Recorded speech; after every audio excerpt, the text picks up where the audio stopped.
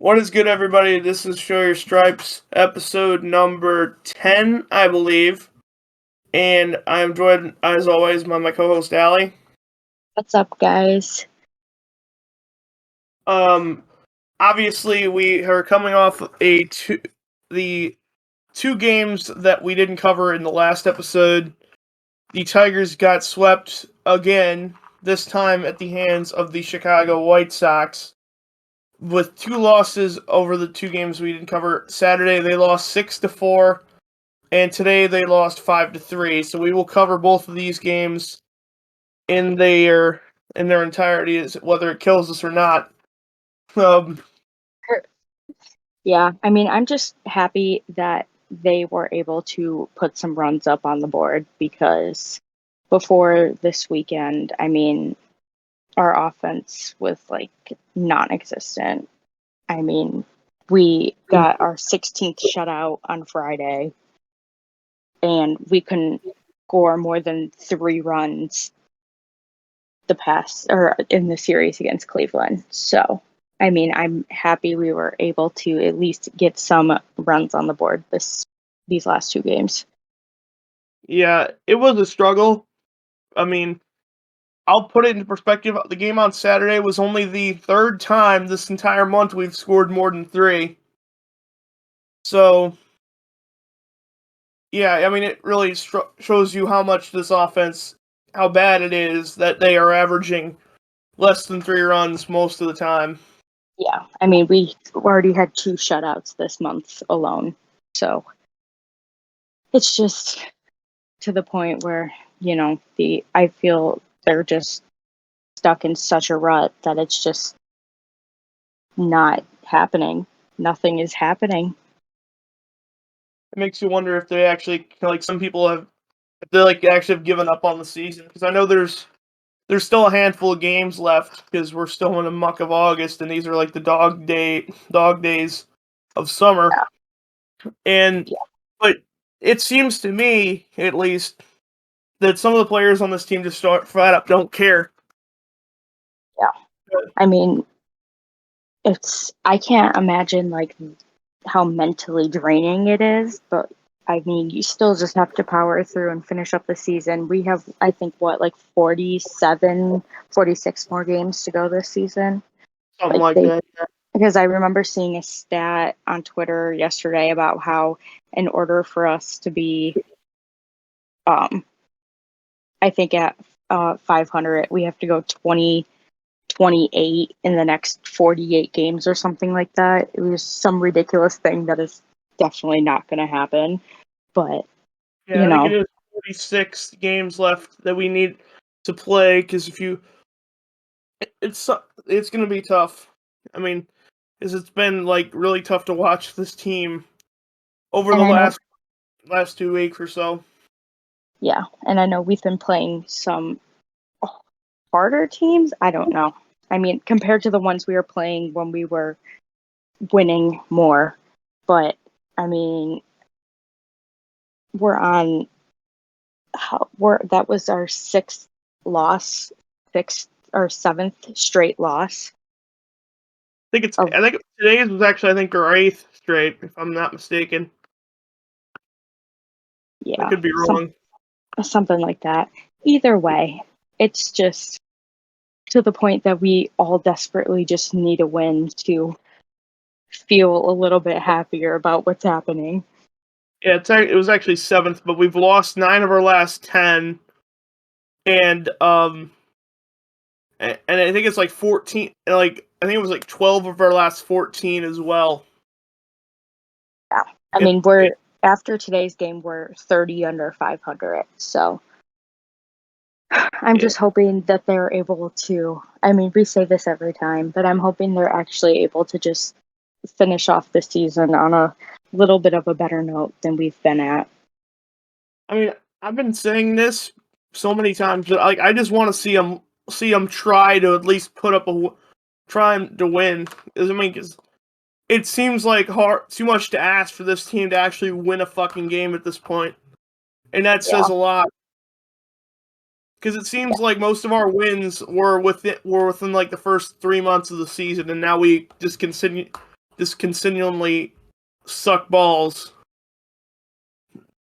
And I don't know what needs to change. I don't know what needs to happen, but something's got to change before the end of this season. So, we're not going to have such a bad ending to the season because, there's definitely been moments during this season where it's been more positive and it's been fun to watch. And lately it's just definitely a little bit harder to sit through these games.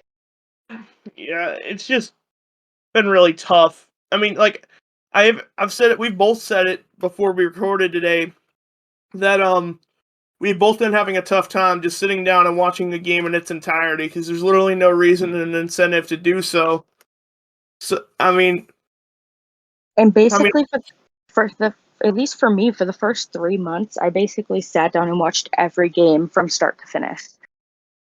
No matter if they were severely losing or if they were winning, like I was sitting there watching them. So like for me to get to this point, it's been a long time. that was exactly how I was. I started the season watching every game, with the exception of that one time I believe that I went to record with the heavyweights over at Woodward Sports. Um, I think every other game up to that point I had watched within its entirety, but now I can barely get myself to watch it at all. Like I'll keep it on, yes, but like I won't. I'll leave it on in the background and like watch something else or play a game or something because I can't like sit down and focus my attention on the product on the field right now. It's legitimately unbearable. Yeah, no, I agree completely. So I mean, getting into yesterday's game, we lost 4-6. So I mean, it's the first time we scored over 3 runs in quite a bit of time. Yeah, it was. The offensive side was actually there. They actually did get 10 hits yesterday, but they just Which could is not cash in the clutch. It seemed to me, other than if your name was not Riley Green or Eric Haas. yeah, Riley Green was 1 for 5 yesterday with the three run RBI double. Victor Reyes 1 for 4. Javi Baez 1 for 4 and 2 strikeouts. Harold Castro 2 for 4. Eric Haas had an RBI double. Was 1 for 4. Jamer Candelario 0 for 3 or 0 for 4. Kerry Carpenter 1 for 3. He had his first major league hit last night in the 9th inning. Jonathan Scope 1 for 4 and Akil Baddoo 2 for 3. So he continued, at least yesterday, continued that little bit of a hot streak I had been mentioning in the previous episode. it was a relief to see that Carpenter got his first hit because I know the first few games were very rough for him. So that definitely was nice to see that he was finally able to get that. Yeah, it was definitely cool to see, especially with his family there and one of the best closers in the game in Liam Hendricks. Yeah. No, and Although then I personally believe he's way overrated and I hate his fucking ass. Because he's honestly, I'm gonna kind of go on a tangent here because like Liam Hendricks, I despise that man. I really have never said it on the timeline before, but the way he just like goes off on the field and he's like "Ah!" and he screams and gets all angry on the mound, complains and whines like a bitch. I just cannot stand. He's so unlikable. I literally do not know people who outside of the White Sox fandom actually can tolerate that guy. I literally don't know anybody who likes him. yeah, no, he definitely gives off that kind of vibe. I do have to agree with you on that. Because like I've said it before, last year I went to the White Sox Tigers game in June that Daz Cameron hit that game tying home run in the bottom of the 9th off of him. Uh-huh. I remember him when it was pouring rain in the bottom 9th. He starts complaining to the umpires, it's too rain, it's too wet, I can't grip the baseball. So he literally forced the umpires into a rain delay for 30 minutes just because I can't grip the baseball. we don't have the rain here, or we don't have the rain here in Australia. I can't do my Australian accent right now. But they don't get much rain. At least to my knowledge, they don't get a lot of rain down there, down under. It's Yeah, not like I'm not. it's just water, dude. Yeah, no, they've definitely played games through rain before, so I remember But at the start of the season we had a game that they kept going even though the rain was very heavily coming down. So the game against the Red Sox. yeah. Well, we of course didn't manage to get through the game yesterday without a error either. We saw Reyes. I mean, luckily it wasn't Baez because God, that man already has enough. But Reyes made a throwing error yesterday, so Baez had one too, but it wasn't. It was counted as a hit. He had like a wide throw that they ruled as a hit because they thought that I think it was Moncada would have gotten to first base before the throw got there. But the throw was like a foot off the bag. of It course it should have was. been his 19th. It should have been his 19th error of the season, or his 20th or whatever. But they didn't count it. Whatever ridiculous number. Either way, he has too many. I mean, we've talked about that a lot, so I won't go into it again. But I just hate how many errors this team manages to get all the time. Obviously, Matt Manning started for the Tigers yesterday. He was okay. I wouldn't say he was great, but I wouldn't say he was bad either. No, definitely, Because but like compared to his last start, it definitely was a lot rougher. yeah, he went 5 innings, allowed 10 hits, 4 runs, all earned, walked 1, struck out 5. So he got out of the jams a lot of the times, but did allow some damage, but did not take a decision, and he still, I believe, does not have a decision after all this time. And I believe how many games he's played in 5 games this year, or no, not 5. Yeah, 5 games. He's played in 5 games this season and still has not awarded a decision yet. But Will Vest scoreless inning in the 6th. Joe Jimenez takes the loss. He goes 2/3 of an inning, allows 2 hits. The 1 earned run that would eventually be the game deciding run. Andrew Chafin in the 8th then went 1 inning, allowed 2 hits and a home run. I think only his second home run he's allowed all season, believe it or not. Yeah. Had struck out 1, and then Jose Cisnero retired the final man in the bottom of the 8th. But like I said, the Tigers were not physically not able to hit yesterday. They did get a bunch of hits off of Giolito. They got 8 hits in 7 innings of work. Giolito had 8 hits, 4 runs, all earned, walked 1, struck out 7. But the bullpen really did not. The White Sox pen really did not give us another shot after that point. I mean, we had the lovely replay and challenge in the 7th, which led to AJ being ejected. Which quite honestly, that was complete bullshit. Agreed. I really did not see how that was an out. I know there are some people that were really fighting that it was an out on Twitter, but I really did not see it. I really saw he was tagged. He should have been out. That should have been overturned. And I guarantee you, they're going to say, "Oh, there was not enough evidence to say that he was out." Then how was? Yeah. And my point is, I mean, if there's not enough proof, and I guarantee you, like I said earlier before we started recording, if they had called him out originally and they reviewed it, I guarantee you they probably would have stuck with the out call. Because they're going to say, point, proof to overturn the call. Yeah. And at that point, the game was tied 4-4. So, I mean, if that was actually deemed as an out, I mean, I feel there still could have potentially been a chance for the team to win. If he was out, a game, an inning-ending double play, but they called him safe, stuck with it, and the next batter, Andrew Vaughn, would bring in the go-ahead run, and that would be the deciding run in the game.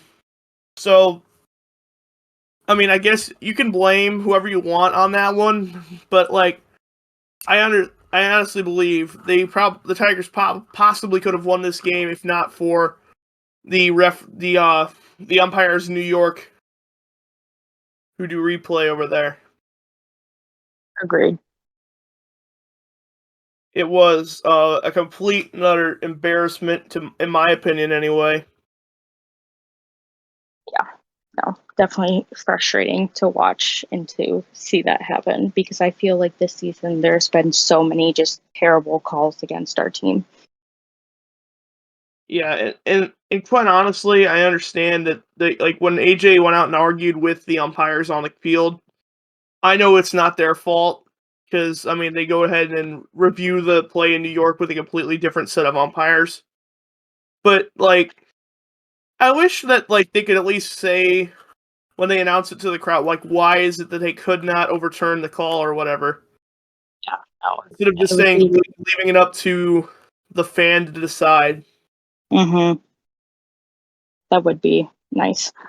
I do have to say one more thing that like this series, I mean, as much as we had more much as we had more offense and had a few more runs these past two games, we still had a total of 78 strikeouts this series.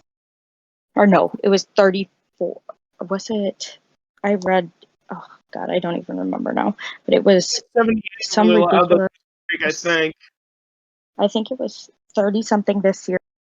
In the last 6 games, it was 78.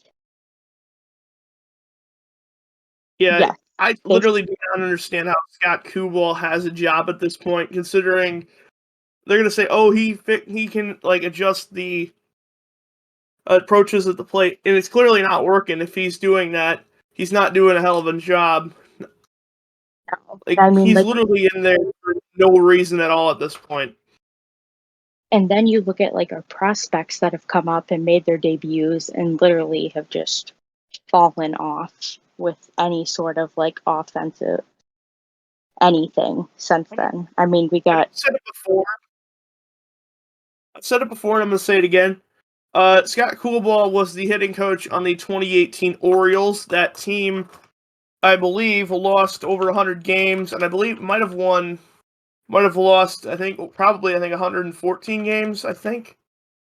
What was it? Yeah, they lost 115 games, and he's our hitting coach. yeah, no.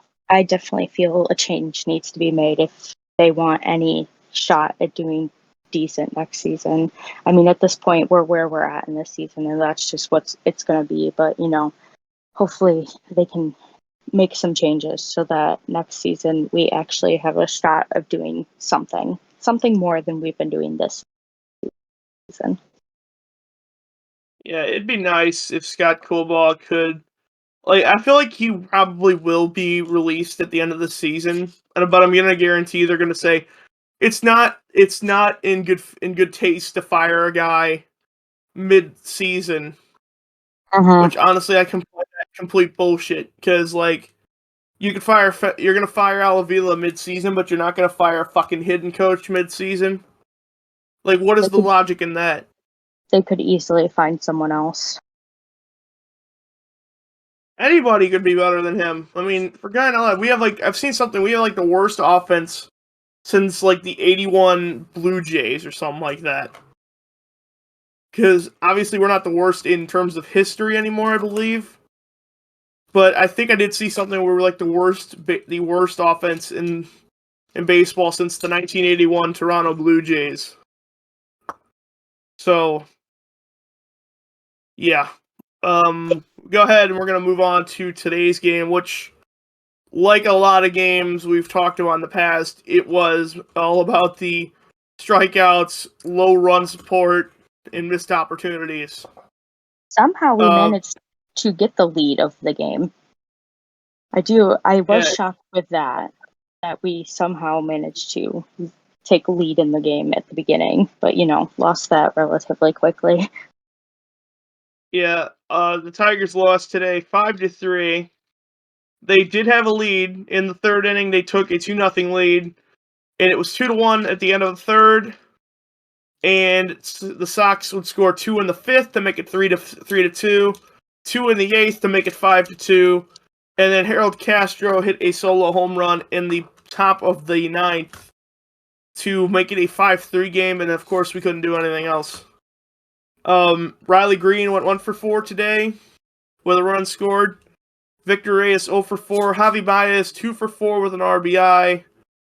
Harold Castro 1-for-4 with that home run. Willie Castro 0-for-4. Jamer Candelario 1-for-4. Cody Clemens 0-for-4. Tucker Barnhart 1-for-3, which I'm more surprised that he actually made contact. Akil Baddoo again 1-for-2, so he's actually still consistently hitting. His average is now up to 179, so it's better than it's been. By all means, that's not a great batting average, but it's getting somewhere. Yes, it's coming back up, so that's at least nice to see. And Eric Haas would pinch hit for him and get a hit of his own. So, it's, I mean, like I said, it's been a struggle with the strikeouts. We had 14 strikeouts today, and 7 men left on base. Oh, I mean, we threw a lineup out there today where our top hitter was Harold Castro, who's hitting 286, and only him and Victor Reyes are the only guys in the lineup today hitting over 250. yeah, that's So, crazy. if you can ever call it a Sunday special of a lineup, that was what it was right there. Yes, I do have to say, because, I have been keeping track of a lot of our errors that they did manage to get out of today with an error. So, I take that as a small victory because I feel that it's somehow, I mean, it's better than having to see them get a bunch of errors because over the last month, I feel like it's just been a ridiculous amount. So I do take it as a small victory. Yeah, it was nice to see at least some resemblance of defensive prowess today. Tyler Alexander started. He went 5 innings, allowed 6 hits, 3 runs, all earned, walked 3 and struck out 2, and allowed the home run to AJ Pollock. That I believe was the one that got the 2 runs in the bottom of the fifth. He takes the loss, his 7th of the season. He falls to 2-7. Jason Foley went 1 inning, allowed 1 hit, struck out 1. Alex Lang scoreless 7th inning. Willie Peralta came on the 8th, allowed 3 hits, 2 runs, both earned, walked 1, struck out 2, and a home run was allowed to Andrew Vaughn. So again, it was just the same scenario of like we just could not seem to hit in any sort of scenario at this point. Now we're going into another series against the Guardians. So I am just hoping that we manage to at least get a win off of them. And, it would be nice not to. I mean, we have 4 games because the one that was rescheduled. So I feel like we have a decent chance that we will not end up with another sweep this I week. really hope we don't get swept again. Like honestly, I don't know how I would be able to keep on like watching this garbage if we get swept again. Because if the Tigers get swept in this series, they will have lost 11 in a row. So I'm not saying that. I mean, I would be shocked if it doesn't happen, or if it does happen, but I would not be surprised if it does either. Shame. But I think I have a.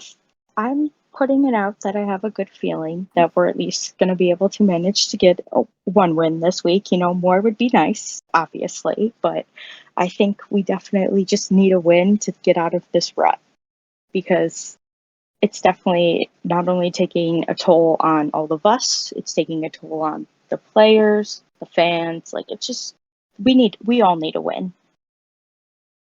2 games tomorrow, which is lovely for masochists like me and you. We've got a straight doubleheader tomorrow in Cleveland, which means the first game will start at 3:10, and the second game will start about 30 minutes after the first one. So, first game will be at 3:10 tomorrow. Drew Hutchison versus Aaron Savale, which is Drew Hutchison with a 1-6 record and a 4.45 ERA, and Aaron Savale, who is 2-5 with a 6.05 ERA. So that's like basically 5-starter against 5-starter right there. Although, like I said last Wednesday when these two matched up against each other, Aaron Savale looked basically unhittable. So, take that as you will. Yeah. But we'll see how it goes. And then game 2, you have Brian Garcia will be named as the 27th man of the doubleheader. He'll start the second game against Xavier Curry, who is a AAA player for the Guardians, who will be coming up to make his major league debut tomorrow. In his minor leagues season this season, he's played for AA and AAA. He is a combined, six. He is I'm sorry, man. Okay, here we go. He's played in 19 games this season in the minor leagues. Started 17 of them. He's 8-4 with a 3.48 ERA in all of the minor leagues, and that includes a 3.09 ERA in AAA and a 3.65 ERA in AA. So that you really will never know with the minor leaguer coming up like that, but I mean, knowing the Guardians, they'll probably make him another ace. Yeah. So those games will be interesting to watch tomorrow. And then obviously Tuesday, you got game 3, which will be Garrett Hill for the Tigers against a starter to be named later. And then the game on Wednesday, another 7:10 start. Daniel Norris against a starter to be named later. And after that, the Tigers will come home for three, I think it's 5, yeah. 5 against the Angels, 3 against the Angels, and 2 against the San Francisco Giants. So, I'm just hoping for a win, man. I can't really say much more than that.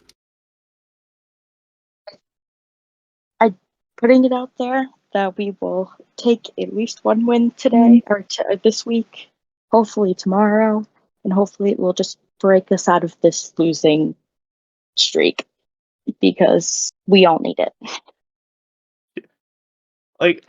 Honestly, for my mental health's sake, I want them to win at least a game or 2 in this series. It would be nice. I would take a split series. That would be lovely. Anything. Anything would be nice. Yeah, I mean, I can't be that optimistic about this team anymore. Although I'd like them to win, I would not be shocked if they don't win this series.